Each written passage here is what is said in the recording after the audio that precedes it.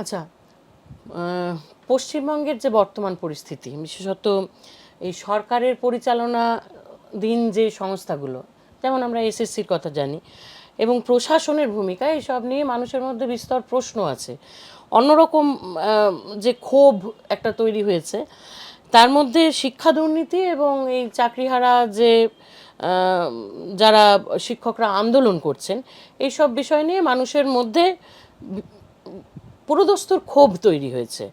তো আমরা যেটা বুঝছি সাধারণ বুদ্ধিতে, যারা আইনজ্ঞ নই, যে ওএমআর শিটের যে মিরর ইমেজ পাওয়ার সম্ভাবনা এখনও আছে বলে আমরা মনে করছি, বা এসএসসি থেকে জানানো হয়েছিল বা কোর্ট থেকে এই আলোচনা উঠে এসছে, সেই ওএমআর শিটের মিরর ইমেজটা দিয়ে দিতে পারলেই তো পুরো সমস্যাটার অনেকটা সমাধান হয়ে যেত। কিন্তু এসএসসি অর্গানাইজেশন হিসেবে সেইটা করতে সাকসেসফুল হলো না। সেক্ষেত্রে দাঁড়িয়ে এসএসসির যে কর্তা ব্যক্তিরা, যারা আধিকারিক রয়েছেন বা প্রশাসন মানে শিক্ষা দপ্তরের সঙ্গে যারা যুক্ত, তাদের কারো বিরুদ্ধে আইনি পদক্ষেপ না নিয়ে শুধুমাত্র শিক্ষকদের যে পেনাল্টিটা ভুগতে হচ্ছে, যারা চাকরি করছিলেন, যাদের চাকরি চলে গেল, যারা টাকা দিতে হবে এরকম সিচুয়েশনে পড়লেন, তো সেই ক্ষেত্রে কোর্ট কি এদের এই আধিকারিকদের বিরুদ্ধে কোনো রকম ব্যবস্থা নিতে পারেন না? দেখুন, আজকে আমি একটি সভায় গিয়েছিলাম, এই শিক্ষকদের যারা চাকরি গেছে তাদের সভাতেই। সেখানে আমি এই ধরনের প্রশ্নই তুলেছি, কেননা যে জাজমেন্টটা সুপ্রিম কোর্ট দিয়েছেন সেখানে পরিষ্কার বলেছেন যে এসএসসি এই ওএমআর শিট নষ্ট করেছেন, ডিস্ট্রয় করে দিয়েছেন, এবং ডিস্ট্রয় করে দিয়েছেন। ওই এসএসসি বলেছেন যে তাদের যেটা মানে রুল বুক আছে তার 21-এর ধারায় করেছেন, কিন্তু সুপ্রিম কোর্ট বলেছেন যে 21-এর ধারায় করাটা অন্যায় হয়েছে।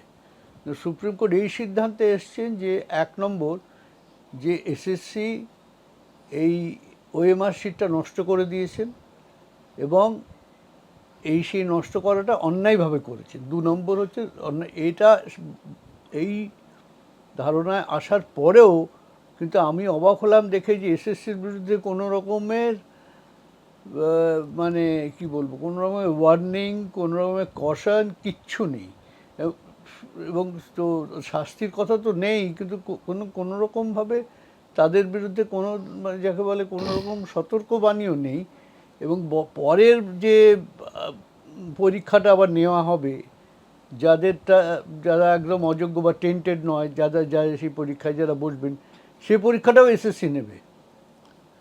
যে একটা প্রতিষ্ঠান যে দুর্নীতিকে প্রশ্রয় দিয়েছে, দুর্নীতির শিকার হয়েছে, যে কোনো কারণে দুর্নীতিকে আশ্রয় করে, যার আগেকার যে নিয়োগ প্রক্রিয়ার যে পদ্ধতি সম্পূর্ণভাবে যেটা মানে ভিশিয়েটেড হয়ে গেছে, এবং যার ফলে এতগুলো লোক, বিশেষ করে 19,000-এর উপর লোক যারা টেন্টেড নয়, তাদের আবার নতুন করে পরীক্ষায় বসতে হবে, একটা অনিশ্চয়তার মধ্যে যেতে হবে, তারা চাকরি পাবেন কি পাবেন না তার কোনো স্থিরতা নেই। আবার এই দুর্নীতিগ্রস্ত প্রশাসনের হাতে তাদের পড়তে হবে। এবং দুর্নীতি হলে ব্যাপারটা কি, সেটা তো সঙ্গে সঙ্গে তা সুরাহা হয় না। এই 2016-র ব্যাপারটা আজকে 9 বছর লাগলো, কিন্তু বয়স তো থেমে থাকে না, আর সংসারও থেমে থাকে না। একজন মারাও গেলেন। একজন মারাও গেলেন, কিন্তু এই সমস্ত এদের এই অনিশ্চয়তার মুখে আদালত ঠেলে দিল। কিন্তু কি করে আবার এই এসএসসির ওপর সে ভরসা লাগলো আদালত, আমি সেটা আমার বোধগম্য নয়। আমার তো মনে হয় আদালতের করা উচিত ছিল যে একটা ইন্ডিপেন্ডেন্ট বডি তৈরি করে দেওয়া, যে তারা পরীক্ষা নেবে, যাতে মানুষের একটা আশ্বাস, একটা বিশ্বাস জন্মাতো। এই নতুন যারা পরীক্ষা আবার দেবেন, তারা যদি দেন, তারা তো দিতে চাইছেন না, কিন্তু যারা দিতে বাধ্য হন, তাদের সেই পরীক্ষায় তাদের মূল্যায়ন যে সঠিকভাবে হবে তার কি নিশ্চয়তাটা কে দেবে, কি করে দেবে? আদালতের তো এটা ভাবা উচিত। একটা আমি অর্ডার দিলাম, সেই অর্ডারের ফল আউটটা কী হবে সেটা তো বোঝা উচিত। ঠিকই। এখন মুশকিলটা হচ্ছে যে সুপ্রিম কোর্টের অর্ডারে প্যানেলটা বাতিল হয়ে গেছে, নতুন করে পরীক্ষার কথা বলা হয়েছে, টেন্টেড প্রার্থীদের পরীক্ষা দেওয়ার ক্ষেত্রে নিষেধাজ্ঞা জারি হয়েছে, টাকা ফেরত দিতে বলা হয়েছে, এতখানি অর্ডার সুপ্রিম কোর্টের তরফ থেকে রয়েছে। অথচ মুখ্যমন্ত্রী বলছেন নানান রকম ভরসার কথা, উনি তো এক একবার এক এক রকমভাবে বলছেন, যেটা এখনও উনি বলছেন যে যারা টেন্টেড, যাদের চাকরি গেল নিশ্চিতভাবে, মানে তারা আর পরীক্ষায়ও বসতে পারবেন না, তারা অন্য দপ্তরে অ্যাপ্লাই করতে পারেন, এমনকি টাকা যাতে ফেরত না দিতে হয় সেই ব্যবস্থাও তিনি করে দেবেন। এই ধরনের কথাবার্তা বলার নৈতিক অধিকার কি মুখ্যমন্ত্রীর আছে? আর কোর্টের রায়কে অমান্য করা হয়ে যাচ্ছে না, কন্টেম্প্ট অফ কোর্ট এরকম। টেন্টেড যারা প্রার্থী, যারা টেন্টেড বলে চিহ্নিত হয়েছেন, যাদের সুপ্রিম কোর্ট টাকা ফেরত দিতে বলেছেন, তাদের জন্য মুখ্যমন্ত্রীর প্রাণ খুবই কাঁদছে, এটা আমরা দেখতে পাচ্ছি। এবং আপনি বললেন মুখ্যমন্ত্রীর নৈতিকতা, এই প্রশ্নটা আমায় দয়া করে করবেন না। এই প্রশ্নের উত্তর দেওয়া আমার পক্ষে খুব শক্ত, কেননা উনি প্রথমে বলেছিলেন যে এসএসসি একটা স্বয়ংশাসিত সংস্থা, সে নিয়ে আমার তো কিছু বলার নেই। এখন তো সেই নিয়ে সমস্ত কথাই উনি বলছেন। এসএসসি যে স্বয়ংশাসিত, তার তো কোনো মানে এখন তো সে ওনার কথায় তার কোনো প্রমাণ নেই। সেই এখন ওনার কথার মধ্যে স্ববিরোধিতা এত বেশি যে সেটাকে ঠিক মানে নিত্যদিনই কথা পরিবর্তন করছেন উনি। হ্যাঁ, স্ববিরোধিতা এত বেশি যে তার মধ্যে কোনো একটা কি বলবে, একটা কোজেন্সি বা একটা মানে মানে যুক্তির একটা প্রবাহ আমরা দেখতে পাচ্ছি, আমি অন্তত দেখতে পাচ্ছি না। এই মুহূর্তে দাঁড়িয়ে এই যে শিক্ষার নিয়ে এই কেলেঙ্কারি হলো, স্বাস্থ্য দপ্তরের অবস্থা আমরা দেখতে পাচ্ছি, সেখানে আরজিকর এর ঘটনা তো আছেই, আমরা বুঝতে পারছি যে একটা দুর্নীতির সিন্ডিকেট চলছে। সমাজের দুটো স্তম্ভ, শিক্ষা স্বাস্থ্য, যেভাবে ভেঙে পড়েছে, সেখান থেকে আমরা ঘুরে দাঁড়াবো কী করে? সাধারণ মানুষ, জনতার, তাদের কি কর্তব্য?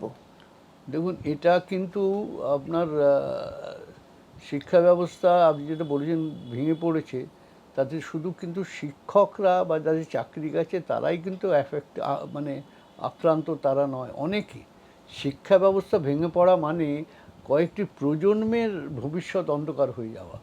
আজকে যারা ছাত্র, বাচ্চা বাচ্চা ছেলেপুলেরা, এই যারা 6 বছর 7 বছর 8 বছর তাদের বয়স, তারা কোথায় মাস্টারমশাই পাবে, শিক্ষক কোথায় পাবে? আপনারা জানেন নিশ্চয়ই আমাদের সংবিধানে 21(1) অনুচ্ছেদে বলা হয়েছে যে যারা 8 থেকে 14 বছর বয়স, সেই সমস্ত শিশুদের শিক্ষা, প্রাথমিক শিক্ষা অবৈতনিক এবং বাধ্যতামূলক। তো সেটা কি করে সম্ভব এই পশ্চিমবঙ্গে? কোথায় মাস্টারমশাই পাবেন তারা? আপনি একটা কথা বলছি, আপনারাও তো একসময় ছাত্র ছিলেন, আমি তো ছাত্র ছিলাম, আমার কর্মজীবন শুরু হয়েছিল শিক্ষক হিসেবে। আপনি কি কোনোদিন ভাবতে পেরেছেন যে যে মাস্টারমশাই, যে শিক্ষক বা শিক্ষিকা ঘুষ দিয়ে চাকরি পেয়েছে, তার কাছে আপনি পড়বেন বা তার কাছে আপনি পড়তে পারেন? তার প্রতি আপনার কোনো সম্মান, কোনো মর্যাদা থাকবে? মন থেকে শিক্ষককে আপনি যদি সম্মান না করেন, পড়াশোনা হতে পারে না। পড়াশোনাটা শুধু একটা মেকানিক্যাল জিনিস নয়। হ্যাঁ, পরিবারের পরেই শিক্ষক, তাকেই আমরা শিক্ষক মা বাবার পরিবারের পরেই সঙ্গেই, তাদেরকে পরিবারের ইয়ে করি। মানে আমাদের ছোটবেলার বেশিরভাগটা সময় তো স্কুলে এবং মাস্টারমশাইদের নিয়ে আলোচনা, মাস্টারমশাইদের কথাবার্তা ভেবেই তো চলতো। একদম মা মা বাবার মতনই তাদেরকে আমরা তারা তো মা বাবার দেখেছি। মতোই, তারা তো শিক্ষা গুরু। সেখানে আমি যদি জানি এই ভদ্রলোক বা ভদ্রমহিলা ওএমআর শিট জমা না দিয়ে চাকরি পেয়েছে, বা পরীক্ষা না দিয়ে চাকরি পেয়েছে, ইন্টারভিউ না দিয়ে চাকরি পেয়েছে পয়সার জোরে, পয়সা দিয়ে, তা আমার শিক্ষার ভিতটা নড়ে গেল না? সেই তো। এটা তো মানে বিভিন্নভাবে আজকের দিনে আপনি খোঁজ নিয়ে দেখুন, গ্রামে অনেক জায়গায় যে কটি মানে আপনার স্কুলে যে কটি ছাত্রের সিট আছে, ভর্তি হচ্ছে না। গ্রামে স্কুলে মানে ছাত্র নেই, কলেজে ছাত্র নেই, অনেক জায়গায়। মাধ্যমিক পরীক্ষার্থীর সংখ্যা ভীষণভাবে কমে গেছে। সবটা তো প্রেসিডেন্সি কলেজ আর সেন্ট জেভিয়ার্স কলেজ নয়। সেটাই তো। তাও সেখানেও কিছু কিছু জায়গায় সব সিট ভর্তি হয় না।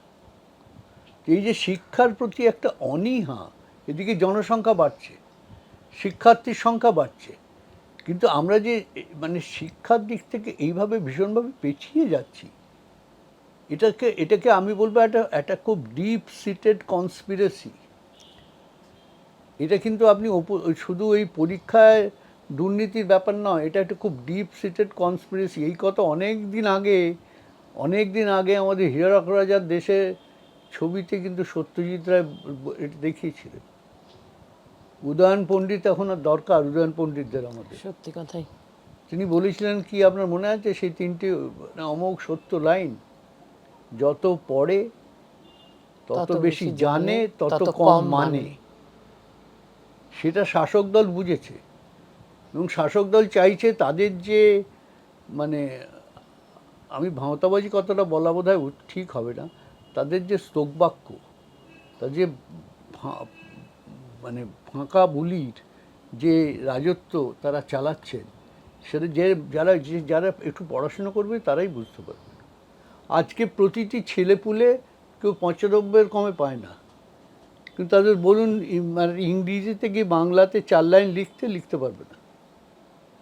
কোথায় নিয়ে যাচ্ছি আমরা শিক্ষাকে?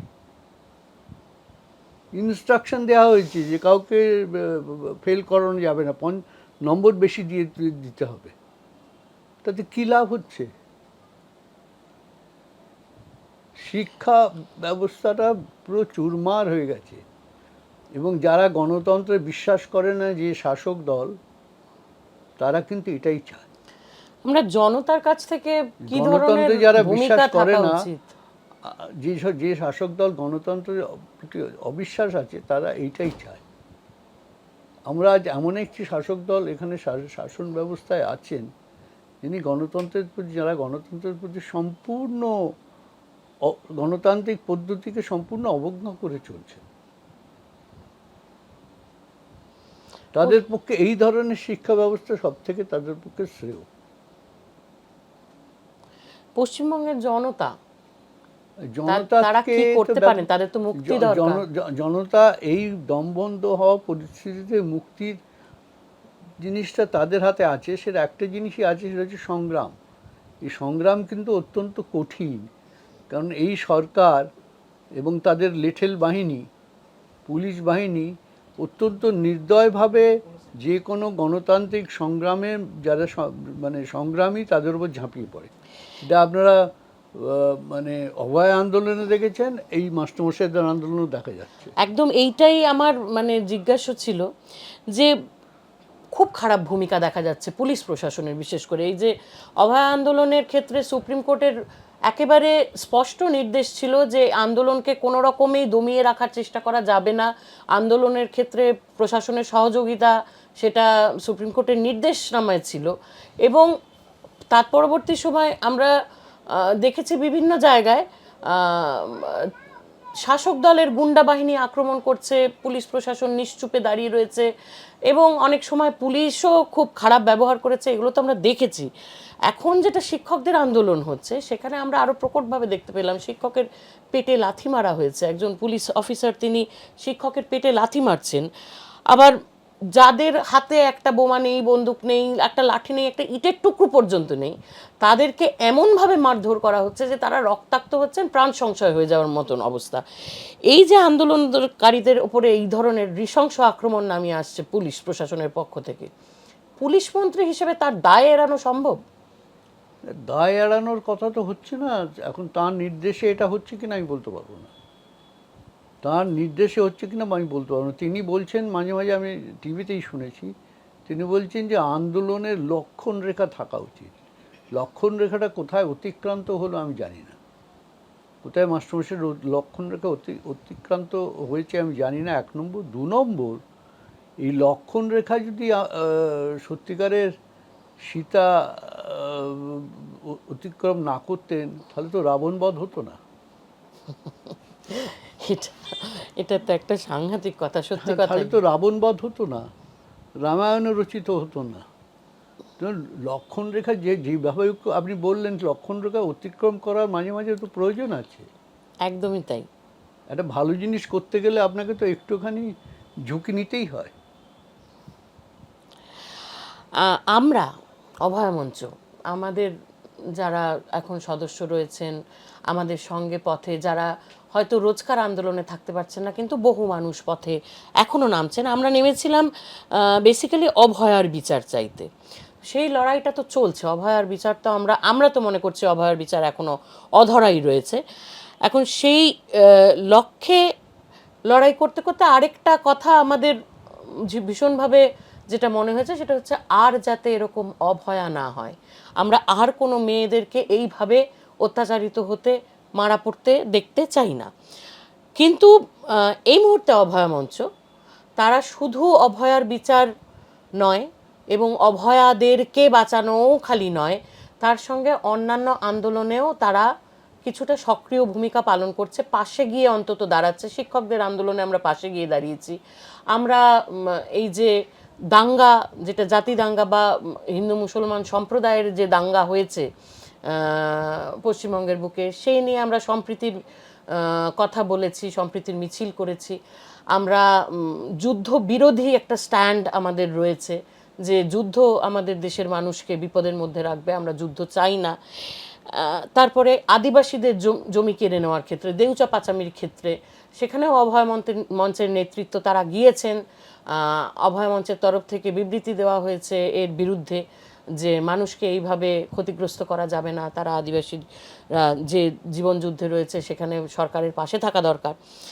এইরকম সমস্ত কিছুতে আমাদের একটা প্রতিবাদ রয়েছে। আর কেউ কেউ মনে করছেন যে অভয়া আন্দোলনে নেমে অভয়া মঞ্চের অভয়ার বিচারের আন্দোলনেই স্টিক করে থাকা উচিত।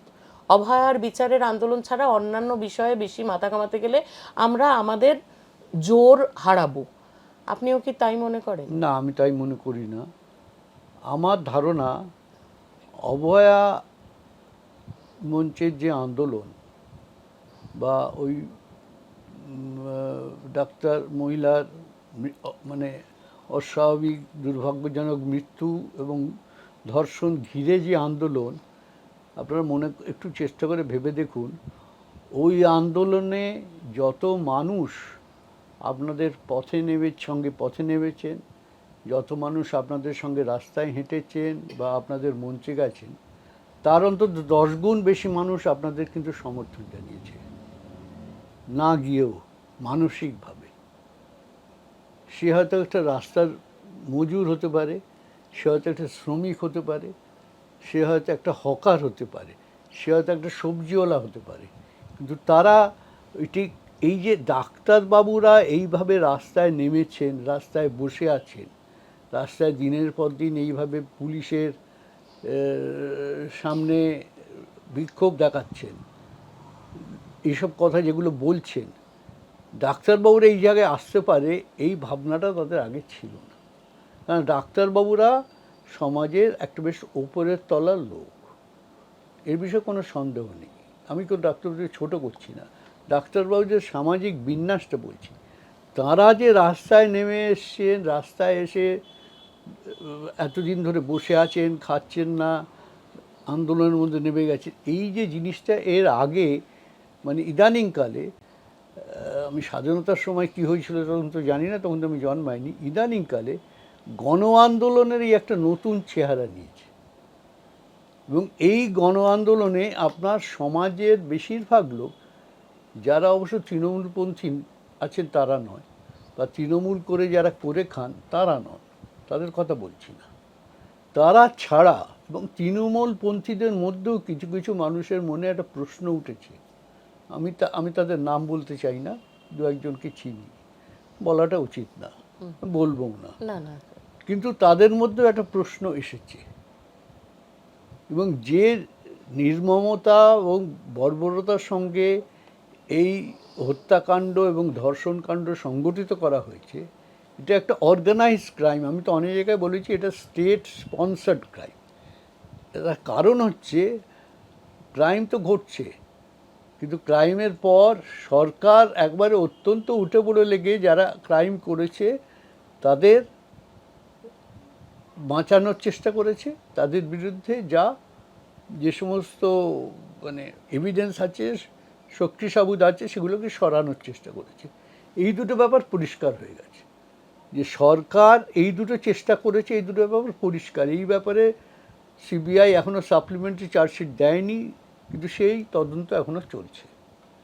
এবং তালতলা থানার ওসি সন্দেহের ঊর্ধ্বে নয়, সবাই জানেন, আমি আগেও বলেছি, তালতলা থানার ওসির পক্ষে এতটা বড় কাজ করা, এইভাবে মানে লোপাট করা, কি বলে সাক্ষী সাবুত লোপাট করা, এইভাবে অপরাধীদের আড়াল করা সম্ভব ছিল না পুলিশের ঊর্ধ্বতন কর্তৃপক্ষের অনুমোদন ছাড়া।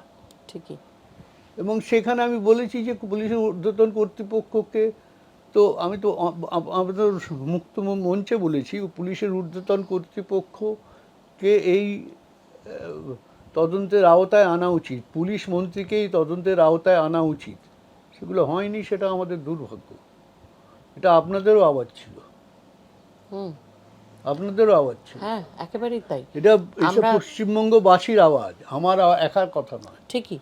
অনেকে হয়তো বলেননি সবার সামনে, আমি বলেছি।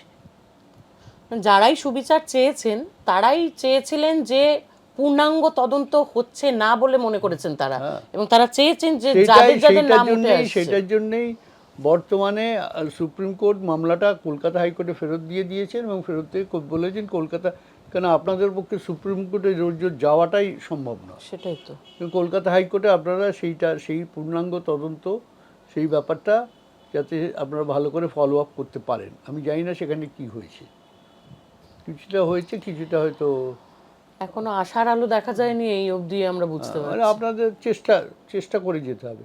আদালত সমস্ত সমস্যার সুরাহা করে যেতে পারে না, পারবে কোনোদিন, করবেও না, করেও নি, কোনোদিন করেনি। কোনো আন্দোলন আদালত নির্ভর হতে পারে না। আমরা যেটা গণ আন্দোলন আদালত নির্ভর হয়ে পড়লে সে গণ আন্দোলন কিন্তু শেষ হয়ে যাবে। আদালত একটা সাহায্যকারী ভূমিকা নিতে পারে, নাও নিতে পারে। হ্যাঁ, আমার মানে এইটা তো আমরা এই লড়াইটা তো করেই যাচ্ছি, কিন্তু সঙ্গে যেটা আপনাকে তখন বলছিলাম যে আমাদের অন্যান্য যে বিষয়গুলো, যেগুলো আমাদের অভয় মঞ্চের তরফ থেকে মনে হয়েছে যে একটা সার্বিক অবক্ষয় সমাজের যেটা উঠে আসছে, সেখানে অন্যান্য বিষয়গুলোতেও আমাদের একটা ভূমিকা, দৃঢ় প্রতিবাদী ভূমিকা থাকা উচিত। হবেই, কারণ আপনাদের আন্দোলন হচ্ছে আসলে এটা বেসিক্যালি একটা গণতান্ত্রিক আন্দোলন। Basically it's a democratic movement against injustice. তো শুধু ওই আপনাদের ডাক্তারবাবুর ওই মেয়েটির প্রতি সেদিন তো ঘোরতর অন্যায় হয়েছে সেটা সীমাবদ্ধ নেই। ইনজাস্টিস তো চেয়ারে হাইড্রা হেডেড ড্রাগন, সে তো নানা জায়গায় তার দেখা যাচ্ছে, তার প্রতিফলন দেখা যাচ্ছে দেখছি আমরা অন্যান্য নানান সমস্ত ব্যাপারে। আপনারা তো শুধু শিক্ষা নয়, আপনারা নানা ভাবে যেভাবে আপনাদের ওপর মানে আপনাদের গণতান্ত্রিক অধিকার রক্ষার আন্দোলনের উপর যেভাবে পুলিশি বর্বরতা নেমে আসছে, সেটাও তো তারই প্রতিফলন। আপনাদের যে ভাষায় আপনাদের বিরুদ্ধে যেসব শব্দ উচ্চারিত হয়েছে, যেসব কথা বলা হয়েছে আপনাদের আন্দোলনকে নিয়ে কেন্দ্র করে, সেগুলো কোন রুচির পরিচয় দেয়? এখন এই মুহূর্তে দাঁড়িয়ে এই যে আমি বলছিলাম একটা সার্বিক অবক্ষয়, আমরা তো দেখতে পেলাম যে পুলিশের ভাষা, পুলিশের বডি ল্যাঙ্গুয়েজ, সেটা আমরা নিজেরা একদম সামনে রাস্তায় দাঁড়িয়ে আমরা টের পেয়েছি, সাংঘাতিক। আজকে দুর্ভাগ্যজনক নিশ্চয়ই, কিন্তু মানে এতখানি বাংলা সংস্কৃতি এতটা নিচে নেমেছে, পুলিশকেও কিন্তু ফেস করতে হচ্ছে শাসক কুলের কাছ থেকে। এই দু একদিনের মধ্যে ঘটে যাওয়া এই একটা অডিও ক্লিপ, বীরভূমের এক থানার আইসি, তাকে তৃণমূলের একজন নেতা কুৎসিত ভাষায় তার পারিবারিক মানুষজনকে আক্রমণ করে, অনুব্রতর কথা বলছেন, একদমই তাই। তিনি যে বলেছেন, পুলিশ তো ভীষণ অসহায় অবস্থায় রয়েছে। অনুব্রত মণ্ডলকে ধন্যবাদ দেবো একটা কারণে, কারণ অনুব্রত মণ্ডল এটা দেখিয়ে দিয়েছে, ব্যাপারটা একদম পরিষ্কার করে দিয়েছে যে এ রাজ্যে কোন আইন চলে। শাসক দলের মর্জির আইন চলে, আইনের শাসন বলে এখানে কিছু নেই। এটা কিন্তু অনুব্রত একবারে পরিষ্কার করে দেখিয়ে দিয়েছে, কোনো ঢাক গুড় রাখেনি, একদম পরিষ্কার। যে ভাষায় মানে স্থানীয় আইসির সঙ্গে কথা বলেছে, এবং যেভাবে তার মা এবং স্ত্রী। স্ত্রী তাদের সম্বন্ধে বলেছে কথা, এরপরে আর এর কোনো সন্দেহ নেই যে যিনি মনে হলো তিনি কথা বলছেন তার গৃহভৃত্যের সঙ্গে। তার একদমই তাই। গৃহভৃত্যকেও এই ধরনের কথা বললে তারা চলে যাবে, কাজ করবে না।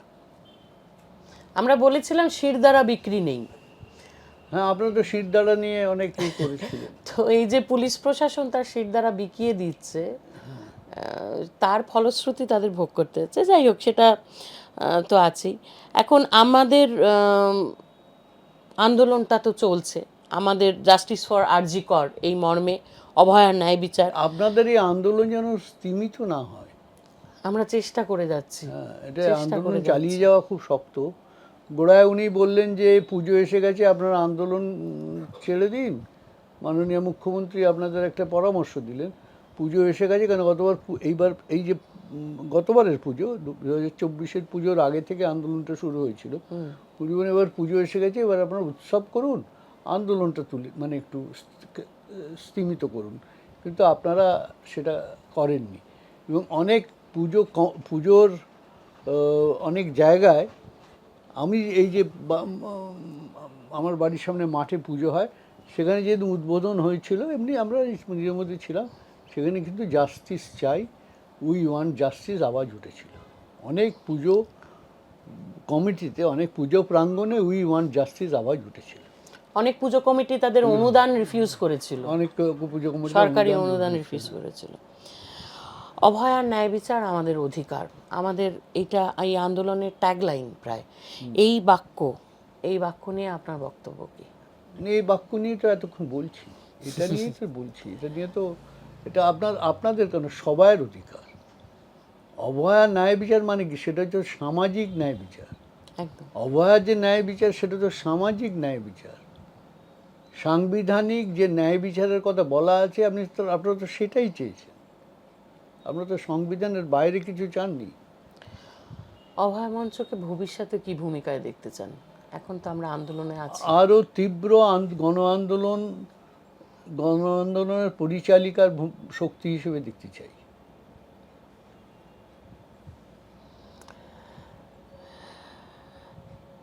আপনারা পশ্চিমবঙ্গে, কেন আপনারা যথেষ্ট সবাই অত্যন্ত শিক্ষিত এবং অত্যন্ত কনসাস। আপনাদের বোঝাতে হবে না, আপনারা অন্যদের বোঝান। আপনারা শুধু আপনাদের মধ্যে আন্দোলনটা সীমিত রাখবেন না। আপনারা তো ডাক্তারবাবু, আপনারা ব্যবহারজীবীদের বলুন, আপনারা ইঞ্জিনিয়ারদের বলুন, আপনারা আর্কিটেক্টদের বলুন, আপনারা সবাইকে বলুন। যেটা শুধু আমাদের একার আন্দোলন নয়, সবাই এসো, জয়েন করো। আমি তো ডাক্তার নই, আমি তো জয়েন করেছি। আমি আপনাদের সঙ্গে আন্দোলনে একসঙ্গে আছি। হয়তো আপনাদের মধ্যে রাত জাগতে পারেনি, আমার সেরকম শরীরের ক্ষমতা নেই, কিন্তু আমি তো আছি। আমি গেছি, হেঁটেছি, আপনাদের মঞ্চেও গেছি। আপনারা সবাইকে বলুন, আন্দোলনটা ছড়িয়ে দিন। কেন প্রত্যেকেই কিন্তু কিছু না কিছুভাবে তার মধ্যে বিক্ষোভ জমা আছে, সেইটা আপনারা আর একটু এক্সপ্লোর করুন। আমরা অভয় মঞ্চ এই চেষ্টাটাই চালিয়ে যাচ্ছি, যাতে এই যে আমাদের আন্দোলন, এই যে এই লড়াই দিক বিদিকে ছড়িয়ে পড়ে, শহর থেকে গ্রামে, যেমন ধরুন, আলপথ ধরে। আপনারা ডাক্তারবাবু, আপনারা যারা রুগী আছে তাদেরকে বলুন। তারা তো বিভিন্নভাবে বঞ্চিত হচ্ছে, তাদেরকেও এটা একটা সামাজিক আন্দোলন। এটা সামাজিক আন্দোলন হিসেবে এর ক্ষেত্রটা বিস্তৃত করুন। সেটাই আমাদের সঙ্গে প্রথম দিকে আমরা অনেক বেশি মানুষকে দেখতাম, এখন কিছু কম দেখছি। মানুষ তার স্বাভাবিক জীবনের স্রোতে ফিরতে চাইছেন, সেটাও খুব অস্বাভাবিক কিছু নয়। না, কিন্তু স্বাভাবিক জীবনের যে দৈনন্দিন স্রোতের থেকেও আন্দোলনে থাকার শরিক হওয়া যায়। হ্যাঁ, সেটাই আমাদের, আমি তো বলছি না আমরা চাইছি তাই। সমস্ত কিছু ছেড়ে দিয়ে আপনাকে আন্দোলন করতে হবে। আপনি করুন। সেই রাম ঠাকুরের কথা আপনাদের মনে আছে তো? রামকৃষ্ণদেব বলেছিলেন যে তুই সংসার কর, কিন্তু মনটা যেন ওইখানে বাঁধা থাকে। মনটা যেন মানে ঈশ্বরের কাছে বাঁধা থাকে, যে তার নির্দেশেই আমি সব কিছু করছি। আপনারা অন্যান্য দৈনন্দিন কাজকর্ম করুন, কিন্তু আপনাদের বিবেকটা যেন আন্দোলনের সঙ্গে থাকে। ঠিক ঠিক, সেটাই আমাদের সকলের কাছে, আপনারা সাধারণ এমন মানুষের কিছু কাছে করবেন দাবি। না যাতে আপনার আন্দোলন কোনো এমন কিছু করবেন না যাতে আন্দোলন কোনোভাবে কলুষিত হয় বা ক্ষতিগ্রস্ত হয়। আমরা জাস্টিস অশোক কুমার গঙ্গোপাধ্যায়ের কাছে অভয়ার ন্যায় বিচারের আন্দোলন তাকে কোন জায়গায় আমাদের নিয়ে যেতে হবে, কিভাবে মানুষের মধ্যে ছড়িয়ে যেতে হবে, সেই কথাই আমরা শুনতে পেলাম। সাধারণ সমস্ত মানুষের কাছে আমাদের আবেদন যে সবাই মিলে ঐক্যবদ্ধ হয়ে আরও যদি আমরা আন্দোলনকে জোরদার করতে পারি, তবেই আমরা ন্যায় বিচার পাবো। অভয়ার ন্যায় বিচার থেকে আমরা আমাদের সামাজিক ন্যায় বিচার, আমাদের সামাজিক অধিকার, সেই অধিকারকে ছিনিয়ে আনতে পারবো। এই কথা বলে আজকের এই সাক্ষাৎকারের অনুষ্ঠান শেষ করছি।